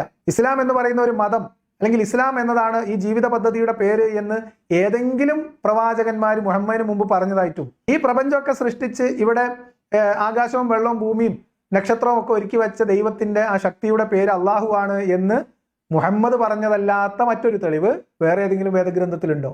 ഇല്ല. അപ്പൊ അള്ളാഹ് വേറെ പേരിൽ അപരനാമത്തിലാണ് മുഹമ്മദ് വരുന്നത് വരെ അറിയപ്പെട്ടിരുന്നത് എന്ന് വേണോ നമ്മൾ വിചാരിക്കാൻ? അള്ളാന്റെ പേര് വേറെ, അള്ളാഹ് പറഞ്ഞു കൊടുക്കുന്ന ജീവിത പദ്ധതിയുടെ പേര് വേറെ, മതത്തിന്റെ പേര് വേറെ, അങ്ങനെയാണോ? അങ്ങനെ ഈ മൂസാ നബിക്ക് കൊടുത്ത തൗറാത്ത് അഥവാ തോറ എന്ന് പറയുന്ന ആ ഗ്രന്ഥത്തിൽ വിശ്വസിച്ച് ജൂതർ മുന്നോട്ട് പോകുമ്പോഴാണ് ഈസാ നബി അലൈഹിസ്സലാം എന്ന് മുസ്ലിങ്ങൾ വിശ്വസിക്കുന്ന, യേശു ക്രിസ്തു എന്ന് ക്രൈസ്തവർ വിശ്വസിക്കുന്ന ഒരു പ്രവാചകൻ ഉണ്ടാകുന്നത്. ആ പ്രവാചകൻ നൽകിയ ഗ്രന്ഥമാണ് ഇഞ്ചീൽ എന്ന് പറയുന്ന ഗ്രന്ഥം. മുഹമ്മദ് നബി സല്ലല്ലാഹു അലൈഹി വസല്ലമയ്ക്ക് ഈ പറയുന്ന വിശുദ്ധ ഖുർആൻ നൽകിയതുപോലെ അക്കാലത്തെ ജനതയ്ക്ക് നൽകിയ ഗ്രന്ഥമായിരുന്നു ഇഞ്ചീൽ, ഓൾഡ് ടെസ്റ്റമെന്റ് എന്ന് പറയുന്നത്. തെറ്റിപ്പോയിട്ടുണ്ട്. ഓൾഡ് ടെസ്റ്റമെന്റ് എന്ന് പറയുന്നത് ഇഞ്ചിയിലാണ് എന്ന് ഞാൻ എവിടെയും വായിച്ചിട്ടില്ല. അതൊരു പുതിയ അറിവാണ്. ഓൾഡ് ടെസ്റ്റമെന്റ്, തോറ, പഴയ നിയമം, ഇതിനെയൊക്കെയാണ് ഏകദേശം ഒന്ന് എന്ന് പലരും ചില വ്യത്യസ്ത അഭിപ്രായങ്ങളോട് കൂടിയാണെങ്കിലും പൊതുവിൽ അംഗീകരിക്കപ്പെടുന്നത് പഴയ നിയമമാണ് തോറ എന്ന രീതിയിലാണ്. അതല്ലാതെ ഇഞ്ചിയിലാണ് തോറ എന്നത്, അത് മീൻസ് ഇഞ്ചിയിലാണ് പഴയ നിയമം എന്നത് എനിക്ക് പുതിയ അറിവാണ്. അത് വേണമെങ്കിൽ റെഫർ ചെയ്യാം. ഇനിയിപ്പം ഒരു ക്ലാസ് എടുത്ത് തരുമ്പോൾ അധ്യാപകൻ പറയുന്നത് ശരിയായിക്കൊള്ളണം എന്ന് വിശ്വസിക്കാം. തെളിവ് ചോദിച്ചാൽ മതിയല്ലോ. തെളിവുണ്ടെങ്കിൽ നിങ്ങൾ തന്നാൽ നമുക്ക് പരിഗണിക്കാം. അപ്പൊ എന്തായാലും ഉസ്താദ് വലിയ ഗ്രാഹ്യമൊന്നും ഈ കാര്യത്തിൽ ഇല്ല എന്ന് നമുക്കൊക്കെ മനസ്സിലാവുകയാണ്. ആ ഇഞ്ചീൽ എന്ന് പറയുന്ന ഗ്രന്ഥവുമായി മറ്റൊരു പ്രവാചകൻ വന്നപ്പോൾ സ്വാഭാവികമായി ഇത് അവസാനിച്ചു, അല്ലെങ്കിൽ ഇനി ഒരു പ്രവാചകൻ ഇല്ല, അല്ലെങ്കിൽ ഇനി ഒരു ദൈവം ഇല്ല എന്നൊക്കെ വിശ്വസിച്ചിരുന്ന ജൂത സമൂഹത്തിൽപ്പെട്ടവർ ഈ പറയുന്ന ഇദ്ദേഹത്തിന് എതിരായി എന്ന് വരുത്തുകയും അല്ലെങ്കിൽ അങ്ങനെ ആയിത്തീരുകയും ചെയ്യുകയും ഈ ഈസാ നബി അഥവാ യേശു ക്രിസ്തു എന്ന് പറയുന്ന അദ്ദേഹത്തെ ഈ ജൂതന്മാരാൽ കുരിശിൽ തറയ്ക്കുകയും കൊല്ലപ്പെടുകയും ചെയ്തു എന്നാണ് ക്രൈസ്തവ മതവിശ്വാസികൾ വിശ്വസിക്കുന്നത്. അപ്പൊ ക്രൈസ്തവരുമായി ആലോചിക്കണേ. ജൂതന്മാരുണ്ടായി, ക്രൈസ്തവ മതം ഉണ്ടായി, ക്രിസ്തു മതം ഉണ്ടായി. മുഹമ്മദ് നബി, അള്ളാഹ്, ഇസ്ലാം ഈ മൂന്ന് പിക്ചറിലില്ല. ഇപ്പൊ നിലവിൽ പിക്ചറിലില്ല കേട്ടോ. ഇതൊക്കെ സംഭവിച്ചു കഴിഞ്ഞു. അപ്പൊ ഏത് മതം ഉണ്ടായത്? ജൂതമതം. ഒരു തോറാത്ത് തിരുത്തിയിട്ടാണെങ്കിലും അല്ലാണ്ടാണെങ്കിലും ജൂതമതം ആദ്യം ഉണ്ടായി. യഹൂദ സമുദായം ആദ്യം ഉണ്ടായി. പിന്നീട് ജൂതന്മാരുടെ വിശ്വാസത്തിന്റെ ബാക്കി എന്നോണം രംഗത്ത് വന്ന യേശുക്രിസ്തു, ആ യേശുക്രിസ്തുവിന്റെ അനുയായികൾ, യേശുക്രിസ്തുവിലുള്ള വിശ്വാസം, ഇതിന്റെയൊക്കെ അടിസ്ഥാനത്തിൽ യേശുക്രിസ്തുവിന് നൽകപ്പെട്ടു എന്ന് പറയപ്പെടുന്ന വേദഗ്രന്ഥം, അതിന്റെ അടിസ്ഥാനത്തിൽ ക്രിസ്തു മതവും അല്ലെങ്കിൽ ക്രിസ്തീയ സമുദായവും ഉണ്ടായി. ഇവിടെ എവിടെയും അള്ളയില്ല, മുഹമ്മദും ഇല്ല, ഇസ്ലാമും ഇല്ല കേട്ടോ. ഉണ്ടെങ്കിൽ അനിൽ മുഹമ്മദ് പറയണം. ഞാൻ കണ്ടിട്ടില്ല, ഇതുവരെ നിങ്ങൾ പറഞ്ഞില്ല, തെളിവൊന്നും തന്നിട്ടില്ല. ഇനി എങ്ങനെയാണ് മുഹമ്മദ് നബി ഇസ്ലാമൊക്കെ എപ്പോഴാണ് വരുന്നത്?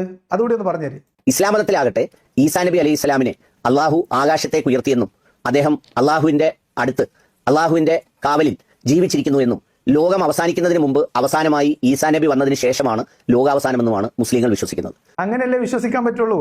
അല്ലെങ്കിൽ കഥ മൊത്തം കയ്യിൽ നിന്ന് പോകില്ലേ? നിങ്ങൾ ആലോചിക്കണം, മുഹമ്മദിന്റെ ഒരു ഗതികേട്. ഒരു കഥ നമ്മൾ മുട്ടിച്ചെടുത്തിട്ട്, അല്ലെങ്കിൽ മുഹമ്മദിന് മൊത്തം ഉൽപ്പത്തി പുസ്തകം ആദ്യം നിന്ന് ഉണ്ടാക്കണം. പ്രപഞ്ചോൽപ്പത്തിനെ കുറിച്ചൊക്കെ മക്കയിൽ കച്ചവടത്തിന് പോയിരുന്ന മുഹമ്മദ് എഴുതി ഉണ്ടാക്കാൻ തുടങ്ങിയാൽ മറ്റു പുസ്തകങ്ങളിലുള്ള കഥ ചൂണ്ടുകയാണെങ്കിൽ പെട്ടെന്ന് പരിപാടി തീരും. അതല്ലാതെ ഈ പ്രപഞ്ചോൽപ്പത്തിയുടെ രഹസ്യവും ഈ സൃഷ്ടിപ്പിന്റെ കഥയും ഒക്കെ പുതിയതായിട്ട് മുഹമ്മദ് പറയാൻ നിന്നാൽ, സൂര്യൻ അസ്തമിക്കുന്ന കഥ അന്ന് മുഹമ്മദ് പറഞ്ഞതിന്റെ കേട് ഇപ്പോഴും തീർന്നിട്ടില്ല. അക്ബർ സാഹിബ് ഇപ്പോഴും വ്യാഖ്യാനിച്ചുകൊണ്ടിരിക്കുകയാണ് ദുൽഖർനൈനിന്റെ കഥ. സൂര്യൻ ചളിക്കുണ്ടിലേക്ക് പോകുന്നു, അത് കഴിഞ്ഞിട്ട് അള്ളാന്റെ സിംഹാസനത്തിന്റെ അടിയിൽ പോയി കുത്തിരിക്കുന്നു, എന്നിട്ട് നേരം വെളുക്കുമ്പോൾ അള്ളഹാനോട് ചോദിക്കും, അള്ളാഹ് ഞാനൊന്ന് പോയി ഉദിച്ചോട്ടെ എന്ന്. അപ്പൊ അള്ളാഹ് അന്നാച്ച് പോയിക്കോ എന്ന് പറഞ്ഞ സമ്മതം കൊടുക്കും. അപ്പൊ സൂര്യൻ ഇങ്ങനെ ചിരിച്ച് കിഴക്കേ പാടത്ത് വരുമെന്നും അതങ്ങനെ പോയി പടിഞ്ഞാറ് ചളിക്കുണ്ടിൽ പോയി പിന്നെ അവിടുന്ന് അങ്ങനെ അള്ളാന്റെ അർശിന്റെ അടുത്തേക്ക് പോകുമെന്നും.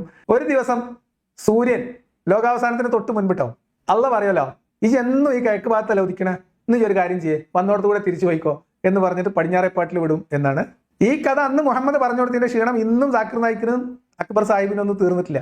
അപ്പൊ കുത്തിയിരുന്നിട്ട് ഒരു ഉൽപ്പത്തി പുസ്തകം എഴുതി ഉണ്ടാക്കിയിട്ടുണ്ടെങ്കിൽ എന്തായിരിക്കും കഥ? പിന്നെ എവിടെ പോയിട്ട് യുദ്ധം ചെയ്യും? എവിടെ സമയം കിട്ടുന്നതിനൊക്കെ? അതുകൊണ്ട് ഉണ്ടായിരുന്ന കഥ ചൂണ്ടുന്നതിന് വേറെയും ചില കാരണങ്ങളുണ്ട്.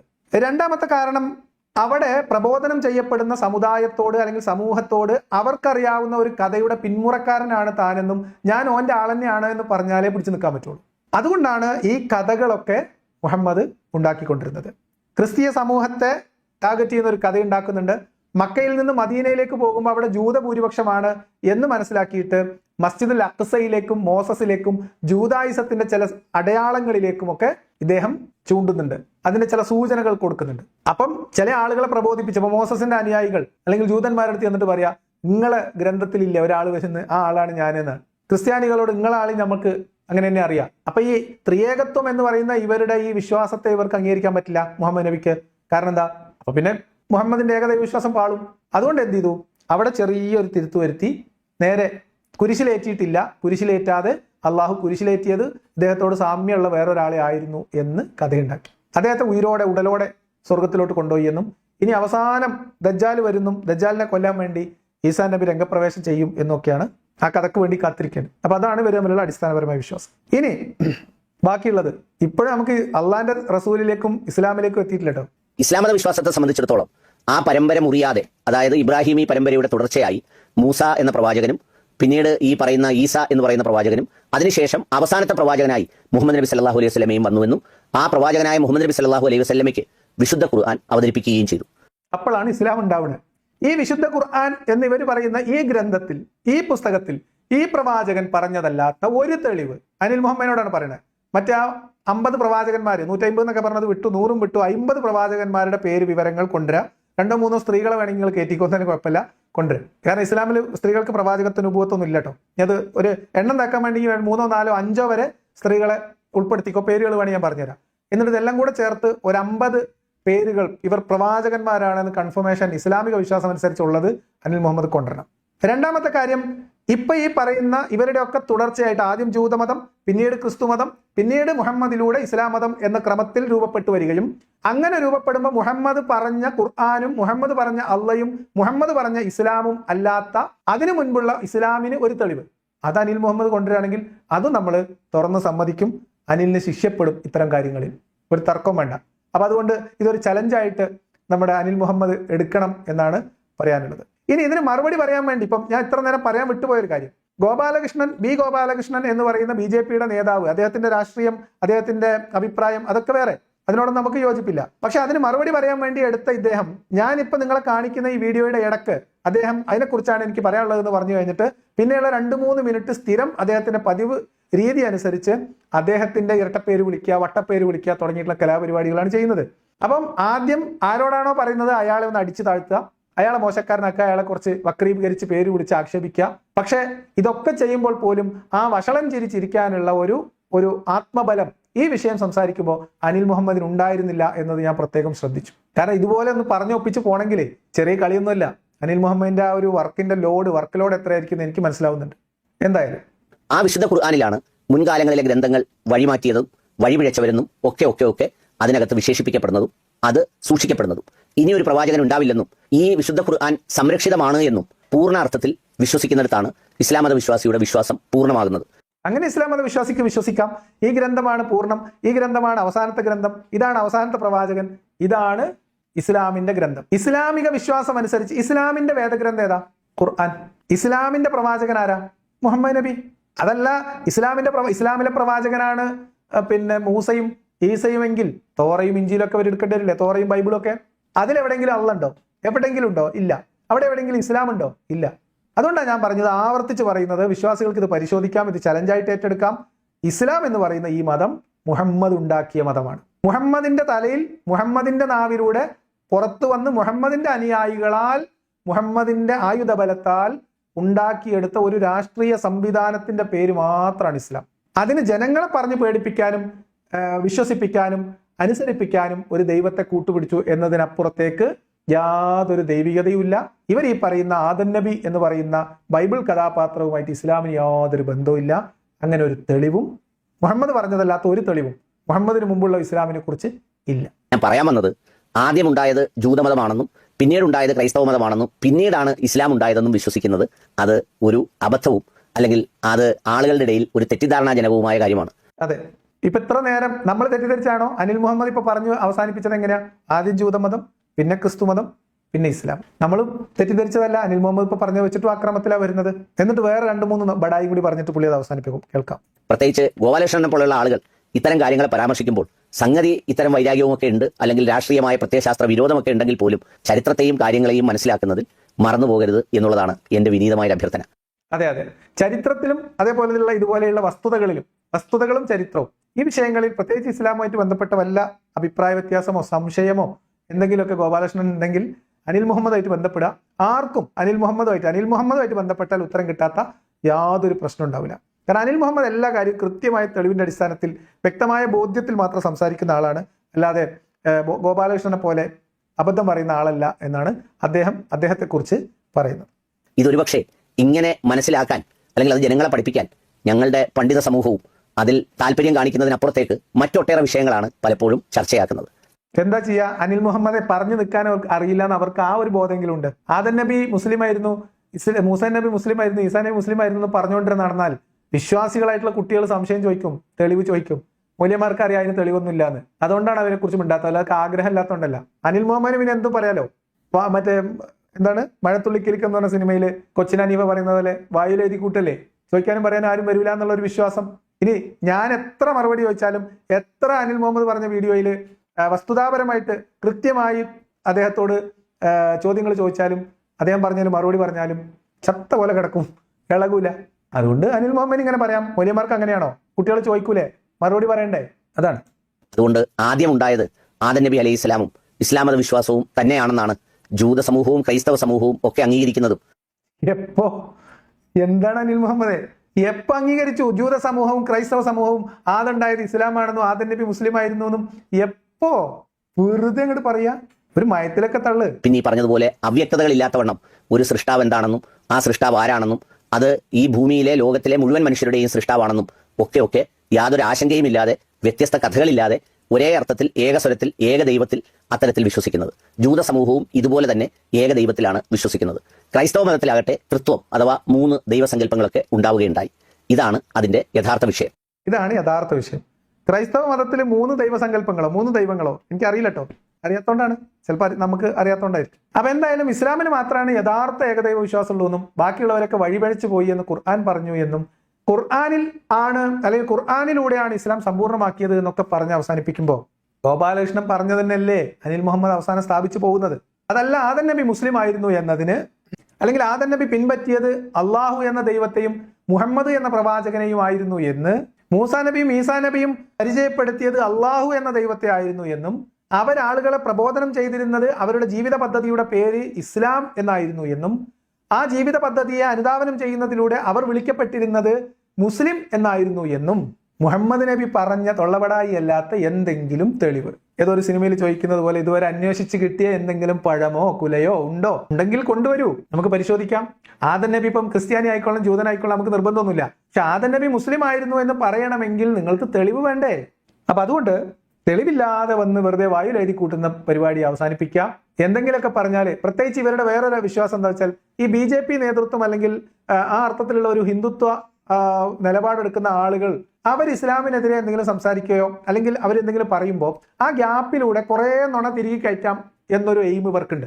കാരണം അങ്ങനെ ആകുമ്പം ഇവർ പറയുന്ന ഈ നുണ, ഇപ്പൊ അനിൽ മുഹമ്മദ് പറഞ്ഞ ഈ നുണയ്ക്ക് ഞാൻ മറുപടി പറയുമ്പോൾ അത് ഞാൻ ഗോപാലകൃഷ്ണന് വേണ്ടി വാദിക്കുന്നു എന്ന് വരുത്തി തീർക്കാനുള്ള ഒരു ശ്രമം നടത്താനുള്ള ഒരു ഗ്യാപ്പ് അതിനകത്തുണ്ട്. അതുകൊണ്ട് ഏതെങ്കിലും ഒരു ഹിന്ദുത്വവാദികൾ സംഘപരിവാറുമായിട്ടോ BJP ആയോ ബന്ധപ്പെട്ട് പ്രവർത്തിക്കുന്ന ആരെങ്കിലും എന്തെങ്കിലും ഒരു വാദം പറഞ്ഞാൽ അതിന് മറുപടി എന്ന വ്യാജേന കുറെ കളവ് തള്ളിക്കയറ്റുന്ന ഒരു പരിപാടി ഇവർക്ക് സ്ഥിരമുണ്ട്. ഞാൻ ഒരു ഉദാഹരണം കൂടി പറയാം. അലിയാർ കാസിമി എന്ന് പറയുന്ന ഒരു വ്യക്തി ABC ന്യൂസിന്റെ ആണെന്നാണ് എൻ്റെ ഓർമ്മ. ഒരു ചർച്ചാ പരിപാടിയിൽ RV ബാബു എന്ന് പറയുന്ന ഹിന്ദു ഐക്യവേദിയുടെ നേതാവുമായിട്ട് ചില സംശയങ്ങൾ, ചില കാര്യങ്ങൾ പറയുന്നത്. അപ്പൊ ഹിന്ദു ഐക്യവേദിയുടെ നേതാവ് എന്നതുകൊണ്ട് ഒരു മുസ്ലിം വിരുദ്ധത പ്രകടിപ്പിക്കുക എന്ന അദ്ദേഹത്തിന്റെ ദൗത്യം അദ്ദേഹം ഭംഗിയായി നിർവഹിച്ചു വെച്ചപ്പോൾ അതിനെ ഡിഫെൻഡ് ചെയ്യുക എന്ന ലക്ഷ്യത്തോടു കൂടി, അല്ലെങ്കിൽ ആ ഒരു എന്താ പറയാ, ആ ഒരു ഭാവേന ഒരുപാട് കളവുകൾ ആ ഖുർആൻ വചനവുമായി ബന്ധപ്പെട്ട് അലിയാർ കാസിമി നിരത്തി. അങ്ങനെയാണ് അലിയാർ കാസിമി അവിടുന്ന് ഉരുണ്ട് പറഞ്ഞു പോകുന്നത്. അതിനെ കൃത്യമായി കൗണ്ടർ ചെയ്യാൻ ആർക്കറിയില്ല? RV ബാബുവിന് അറിയില്ല. പിന്നെ ആകെ സംഭവിക്കേണ്ടത് RV ബാബു പറഞ്ഞ വാദങ്ങളിലുള്ള ശരികേടുകളെ മാറ്റിവെച്ച് അലിയാർ കാസിമി പറഞ്ഞ മറുപടിയിൽ അദ്ദേഹം പറഞ്ഞ കളവുകൾ നമ്മൾ വേണമെങ്കിൽ പൊളിച്ചടുക്കി കൊടുക്കാം. അങ്ങനെ പൊളിച്ചടുക്കിയാൽ നമ്മൾ RV ബാബുവിന് വേണ്ടി രംഗത്തിറങ്ങി എന്ന് ഇവർക്ക് പറയാനുള്ള ഗ്യാപ്പ് കിട്ടും. അതുകൊണ്ട് ആ പേരിൽ പലരും ഈ സംഭാഷണത്തിൽ അത് അവർ തമ്മിലുള്ളതല്ലേ, അത് അവർ തീർക്കട്ടെ എന്ന് വിചാരിച്ച് മാറി നിൽക്കും. ഈ ഗ്യാപ്പില് അലിയാർ കാസിമി പറഞ്ഞ സാധനത്തിനെ കൊണ്ടുപോയി ക്ലിപ്പ് ഉണ്ടാക്കി സംഘപരിവാറിനെ തേച്ചൊട്ടിച്ചു, അല്ലെങ്കിൽ RV ബാബുവിനെ നിലംപരിശാക്കി എന്ന് പറഞ്ഞിട്ട് അലിയാർ കാസിമിയുടെ ക്ലിപ്പ് പ്രചരിപ്പിക്കും. ഇത് ഇവരുടെ ഒരു ട്രിക്കാണ്. അപ്പൊ ഈ ഗോപാലകൃഷ്ണനെ മുന്നിൽ നിർത്തി ഗോപാലകൃഷ്ണന് മറുപടി പറയുന്നു എന്ന രീതിയിൽ കുറെ തെളിവില്ലാതെ തള്ളിവിട്ടാൽ ആരും മറുപടി പറയാൻ വരില്ല എന്നുള്ള ഒരു ധൈര്യമാണ് അനിൽ മുഹമ്മദിനെ നയിക്കുന്നത്. അലിയാർ കാസിമി പയറ്റി തെളിഞ്ഞ ഒരടവ് അനിൽ മുഹമ്മദ് ഒന്ന് എടുത്ത് പ്രയോഗിച്ചു എന്ന് മാത്രമേ ആ വിഷയത്തിൽ നമ്മൾ കാണേണ്ടതുള്ളൂ എന്നാണ് പറയാനുള്ളത്. അപ്പൊ ഇതിനെ നമ്മൾ രണ്ടാക്കി അങ്ങ് മാറ്റി വെച്ചാൽ മതി. ഗോപാലകൃഷ്ണൻ പറഞ്ഞ വാദം എന്താണെന്നോ അതിന്റെ മെറിറ്റ് എന്താണെന്നോ അതിൽ നമ്മൾ കാര്യമായിട്ട് പരിഗണിക്കുന്നില്ല, ആ വിഷയം നമ്മൾ എടുക്കുന്നില്ല. അതിന് മറുപടി പറഞ്ഞ അനിൽ മുഹമ്മദ് പറഞ്ഞ വാദഗതികൾക്ക് തെളിവ് തരാൻ അനിൽ മുഹമ്മദിന് ബാധ്യതയുണ്ട് താനും. അപ്പൊ എന്തായാലും അതാണ് ഇന്നത്തെ വിഷയവുമായി ബന്ധപ്പെട്ട് പറയാനുള്ളത്. അനിൽ മുഹമ്മദ് ഈ വിഷയത്തിലൊക്കെ ഇന്ന് വരെ മറുപടി പറയുന്ന ഒരു സംഭവം ഉണ്ടായിട്ടേ ഇല്ല. അപ്പൊ അതുകൊണ്ട് അദ്ദേഹം അതിന് മറുപടി പറയുമെങ്കിൽ നമുക്ക് ആ സമയത്ത് അതിനോടുള്ള പ്രതികരണവുമായിട്ട് വീണ്ടും കാണാം.